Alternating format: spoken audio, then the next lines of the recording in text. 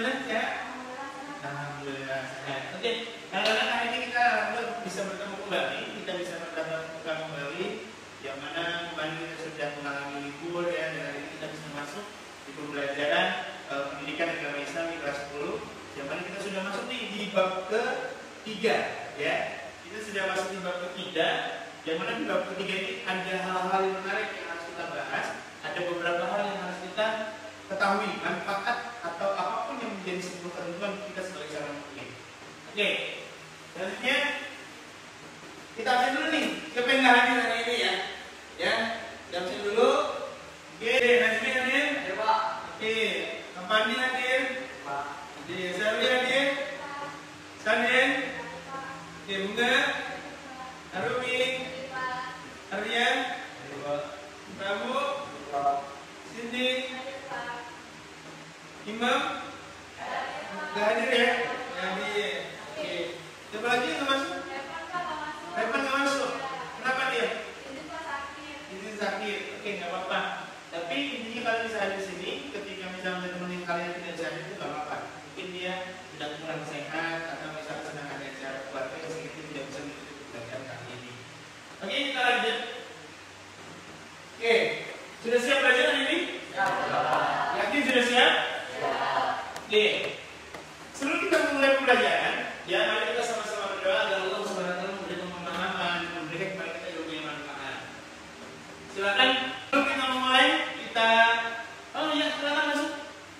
Kenapa kamu terlambat, Nak? Jadi pas saya masuk, Pak. Oh ya udah ya, silakan duduk bawah ya. Jangan ya, jangan dulu Nak.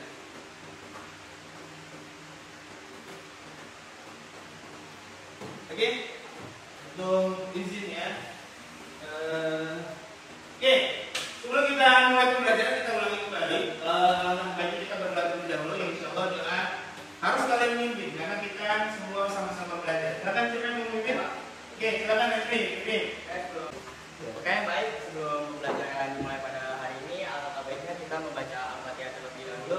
Al-Fatihah.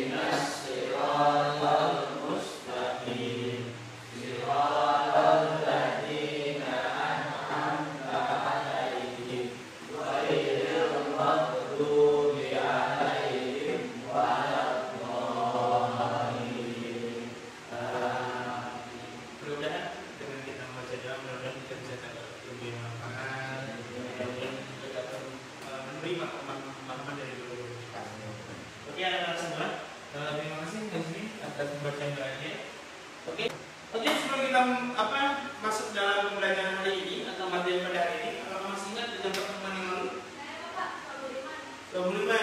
Oke, Cindy, terima kasih. Apa itu 25? Saya Pak. Oke, oke, cabang 5. Oke, kemarin kita sudah membahas tentang soal 25 ya. Yang mana soal 25 itu masuk terancam dalam sebuah 77 cabang iman yang terangkum dalam 6 kesimpulannya. Nah, yang disebut dengan rukun iman. Siapa yang masuk ke sini rukun iman? Saya Pak, apa rukun iman? Rukun iman itu adalah yang pertama itu iman kepada Allah, yang kedua itu iman kepada malaikat, yang ketiga itu iman kepada Islam, yang keempat itu iman kepada Rasul, yang kelima itu iman kepada hari kiamat, yang keenam itu iman kepada malam dan malam. Oke, terima kasih. Tepuk tangan nomor 7. Jadi dari enam rukun iman tersebut ya, saya dari mulai kita iman kepada Allah sampai dengan iman kepada qadar dan qadar itu jadi sebuah kewajiban bagi kita semua. Ya, berarti kita sudah tahu ya apa materi yang kemarin kita sudah bahas. Oke, kita lanjut untuk materi hari ini. Oke, materi hari ini itu adalah kita membahas tentang manfaat menghindari sikap hidup koya-koya. Oh, siapa nih yang suka koya-koya nih? Yang kedua, itu dia. Yang ketiga, sum'ah. Yang keempat, takabur. Yang kelima, kasar. Ya, yang mana sifat ini sebenarnya kita sudah tahu bahwa ini adalah sifat-sifat yang dilarang oleh Allah, yang dibenci sama Allah.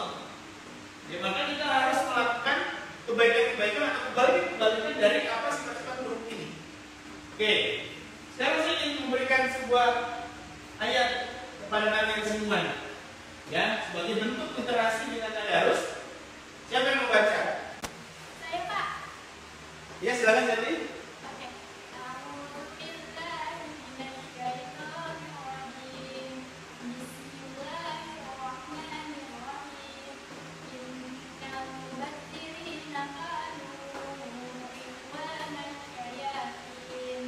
Wa kana syaitanu lirabbihi kafura. Shadaqallahul azim. Oke, terima kasih. Silakan siapa yang artinya? Sebuah Oke, silakan Prabu. itu sesungguhnya orang-orang yang boros itu adalah saudara setan, dan setan itu sangat tingkat pada Tuhan. Surat Al-Isra surat 17 ayat 27. Oke, terima kasih Prabu. Oke, terima kasih buat Seri yang mengaku yang sudah membaca ayat Qurannya dan juga membaca artinya.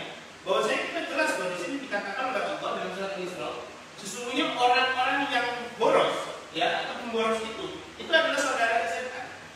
Ya, dan saudara setan itu adalah orang yang atau makhluk Allah yang paling ingkar pada Tuhannya.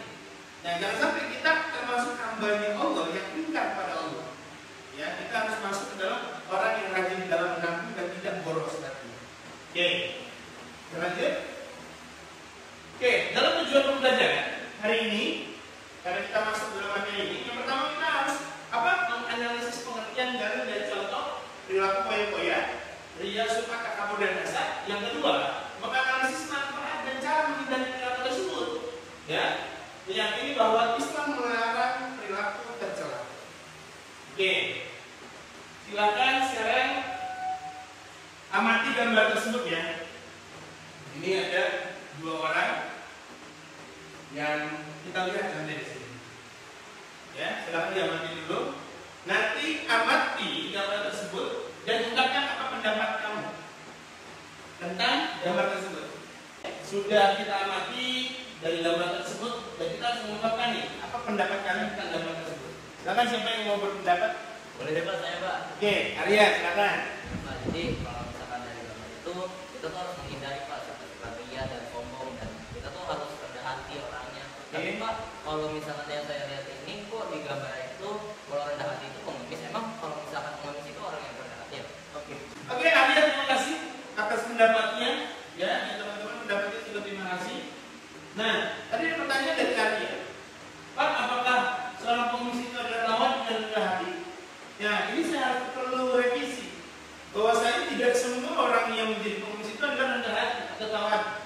Orang yang tawadu itu adalah yang dia tidak menunjukkan kelebihannya kepada orang lain, karena merasa bahwasanya orang lain itu nanti ketika dia menunjukkan kelebihan dianggap nanti sombong, maka dia lebih memendam sebuah kelebihannya agar menjadi sebuah ketawaduan dalam dirinya. Jadi gitu ya. Kalau misalkan pengemis belum tentu menjadi orang yang tawadu. Oke. Kita lanjut. Nah, ini ada 4 gambar. Oke, kita amati kembali. Ini gambar-gambar yang nanti kalian akan tuliskan di meja masing-masing, di kertas masing-masing. Apa yang menjadi sebuah pesan moral dengan tema menghindari atau meraih manfaat dari sifat poya-poya, dari poya-poya, dia sifat takabur dan hasad. Oke, silakan dituliskan terlebih dahulu. Oke, sudah ditulis? Sudah. Oke, silakan ada gambar 3.1 atau yang gambar silakan siapa yang mau menjelaskan? Saya Pak.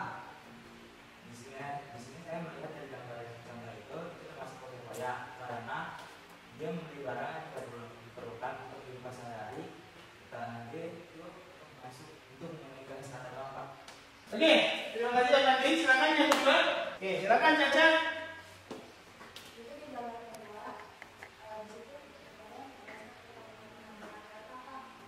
Ngampur-ngampurkan harta. Jadi harusnya gimana? Boleh nggak?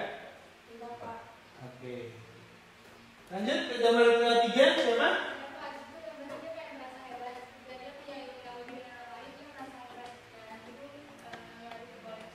Oke, terima kasih Bunga. Oke, gambar keempat. Saya Pak, Ya, di sini gimana? ada seorang wanita yang mengumbar-umbarkan dan memamerkan kekayaaannya ke media sosial. Oke. Jadi sebaiknya jangan, karena nanti bisa dapat hujatan atau kritikan dari masyarakat lain. Oke. Siap. Terima kasih. Ya, silakan kita tepuk tangan buat kita semua.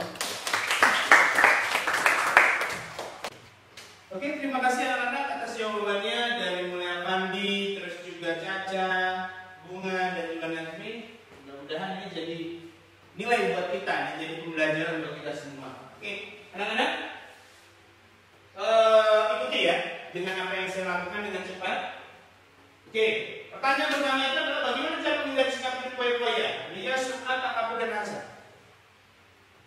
Oke, Lirin. Dengan cara rendah hati, Pak.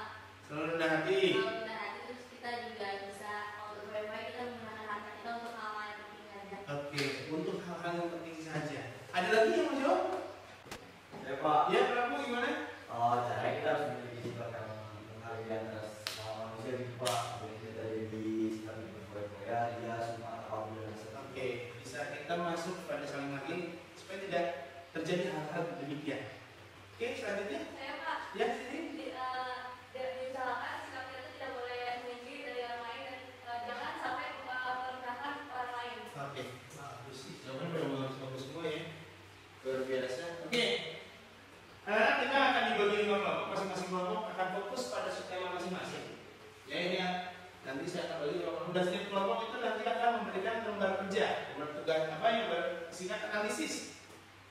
Yang pertama definisi sikap, salah satu subtemanya yang tadi apa ya. Yang kedua dari Quran dan hadis yang terkait. Yang ketiga contoh nyata. 4 dampak buruknya dan cara menghindarinya. Ya. Dan ini pembagian kelompoknya. Ya, ini pembagian kelompoknya.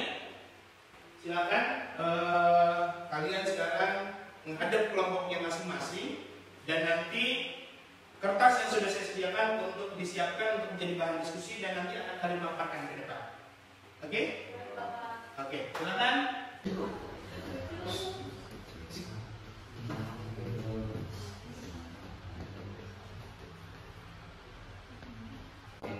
Berdua itu siapa? Ini gimana nih? Kayak itu kayak sebenarnya. Yang dulu yang biasa. Oh gitu. Oh gitu. Dan yang ini bikin. Oke, alhamdulillah.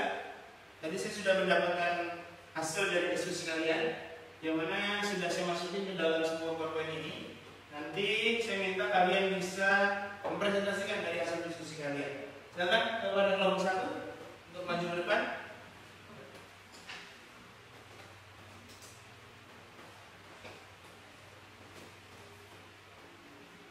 Assalamualaikum warahmatullahi wabarakatuh. Perkenalkan kami dari perwakilan kelompok 1. Saya Siti Monica Beskis. Saya Muhammad Arif Bapak. Di sini kita berdua akan menjelaskan diskusi dari sifat berfoya-foya. Di sini ada pengertian. Berfoya-foya adalah perilaku menghambur-hamburkan harta, waktu atau kesempatan untuk hal-hal yang tidak bermanfaat dan cenderung bersifat duniawi. Baik, selanjutnya itu ada dalil. Nah, kalau dalilnya itu ada di Al-Quran surat Al-Isra ayat ke-27 yang berbunyi sesungguhnya pemboros-pemboros itu adalah saudara-saudara setan. Dan untuk contohnya ada 2 contoh yang kami temukan, yaitu yang pertama membeli barang-barang mahal yang tidak diperlukan hanya untuk dipamerkan. Yang kedua menghabiskan uang untuk hiburan yang berlebihan seperti pesta dan tujuan. Nah, selanjutnya itu ada dampak negatif. Dan dampak negatif sendiri itu ada untuk individu dan juga kelompok. Nah, kalau di individu sendiri itu ada kehilangan harta dan potensi untuk kita melakukan kebaikan. Nah, tapi untuk kelompok sendiri itu tuh dapat menimbulkan kesenjangan sosial dan kecemburuan di masyarakat. Nah, teman-teman, di sini kita menemui cara menghindari sifat berfoya-foya, yaitu yang pertama membuat anggaran keuangan yang membelanjakan harta untuk kebutuhan pokok dan ibadah. Yang kedua memperbanyak sedekah pada yang membutuhkan. Baik, sekian dari mempresentasikan kelompok kami. Wassalamualaikum warahmatullahi wabarakatuh. Waalaikumsalam. Assalamualaikum warahmatullahi wabarakatuh. Selamat, kami dari kelompok 2 yang mau bersama saya kelompok Aset dan oke, kita mau mempresentasikan hasil diskusi dari kelompok 2. Yang pertama, pengertian.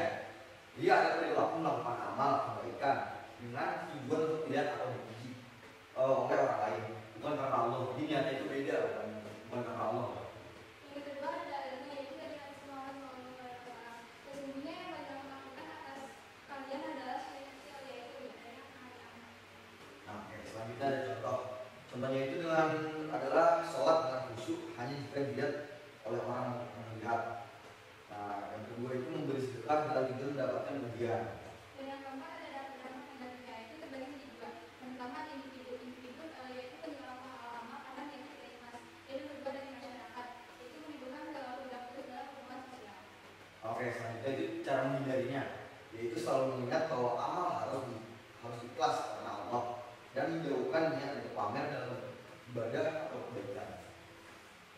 Ya, sekian dari bapak kami. Wassalamualaikum warahmatullahi wabarakatuh. Oke, terima kasih kepada kelompok 1, 2, 3, dan 4, dan 5 yang telah memberikan pemaparan hasil diskusinya. Bagus sekali ya, semua sudah bisa memaparkan dan sudah bisa menyimpulkan apa yang menjadi sebuah contoh dari pembelajaran hari ini. Nah, mari kita sama-sama simpulkan pembelajaran hari ini itu bahwasanya sifat-sifat yang hari ini kita dapatkan, kita pelajari hari ini ternyata sifat-sifat yang itu datang dari sana. Yang mana seperti foya-foya, hambur-hamburkan, dia ingin dipuji, sungkan ingin diperdengarkan, dipuji juga. Terus kita bicara tentang takabur, kesombongan, terus hasad dan lain sebagainya, itu adalah penyakit-penyakit hati. Makanya sering para ulama itu mengatakan dalam sebuah doanya, Allahumma inna a'udzubika min sifat sayyidin wa a'udzubika min ar-riya min wujud min as-sum'ah min takabur min kulli da'in qulub. Dari seluruh penyakit-penyakit hati. Karena itulah menjadi sebuah bahaya dalam diri kita semua. Alhamdulillah pelajaran sudah hampir selesai, dan juga saya harus menanyakan kepada kalian untuk perasaan kalian dalam pembelajaran ini. Kira-kira senang nggak? Kira-kira? Oke, alhamdulillah. Kalau senang berarti kita harus ada sesuatu yang harus kalian lakukan. Oke. Nah, sebagai tindakan pembelajaran ini, kalian silakan menjawab yang sudah saya share di grup masing-masing. Oke, anak-anak, ini sudah masuk semua ya. Silakan kalian kerjakan ya. Oke.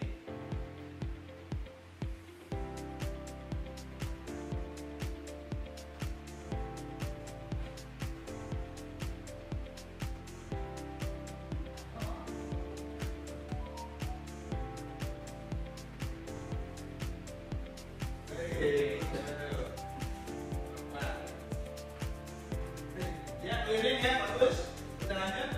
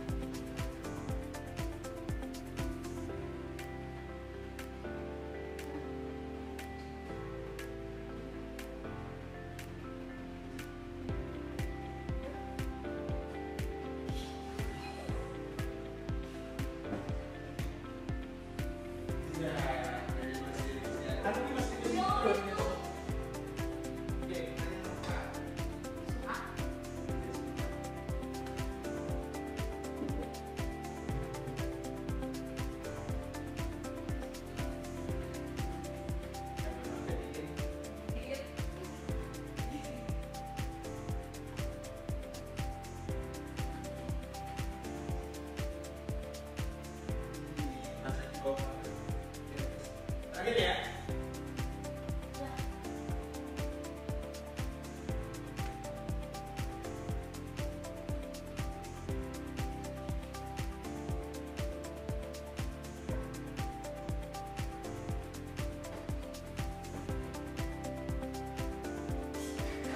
Ketiga ya. Oke, dari yang kedua, yang ke satunya.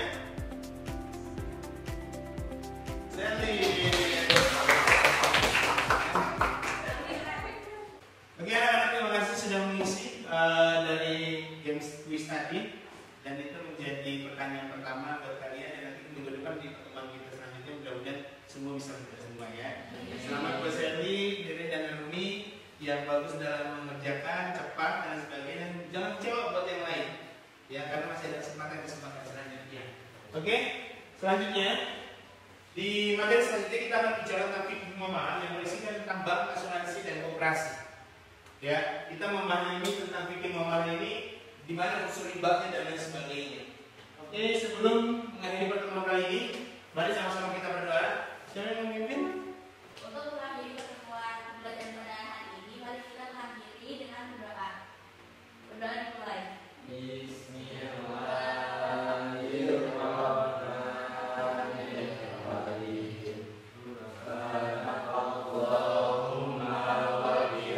bihamdika asyhadu an la ilaha illa anta astaghfiruka wa atubu ilaik. Oke, terima kasih anak-anak semua. Mudah-mudahan pertemuan kita ini pertemuan yang sangat bermanfaat.